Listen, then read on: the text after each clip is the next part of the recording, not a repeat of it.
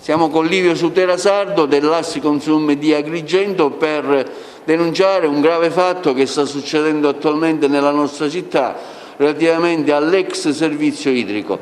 Di cosa si tratta? Ma stanno arrivando delle lettere che richiedono soldi da parte di una sedicente associazione professionale affari legali Curatela Girgenti Acque.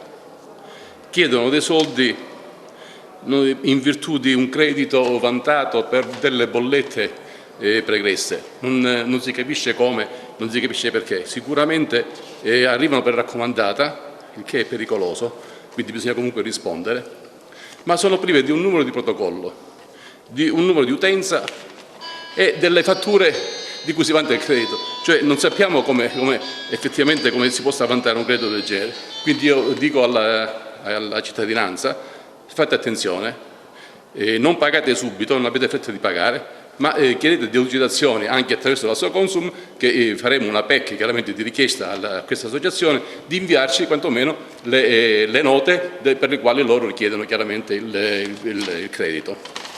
Ecco, ma è una cosa un po' ambigua, no? Da quello che capisco, perché non c'è nessuna indicazione, c'è solo indicato l'importo o neanche quello? No, c'è indicato l'importo, ma quello che tra altre cose è una cosa anomala, che dicono che possono fare una riduzione del 30% se si paga in breve tempo. Cioè è una cosa alquanto anomala da parte di una curatela fallimentare. Ecco perché diciamo rispondete, perché è obbligo rispondere, che arriva per raccomandata, però abbiate cura di chiedere a questa associazione il numero di protocollo, il numero di utenza e la fattura incriminata, perché c'è gente che è venuta da me ma che aveva pagato tutto regolarmente fino all'ultima bolletta, quindi non si capisce a cosa si è dovuto questo debito. Quindi potrebbe essere anche una truffa? Non sappiamo se sia una truffa, non mi voglio pronunciare in tal senso, però sicuramente così come è composta la lettera è un illecito, senz'altro.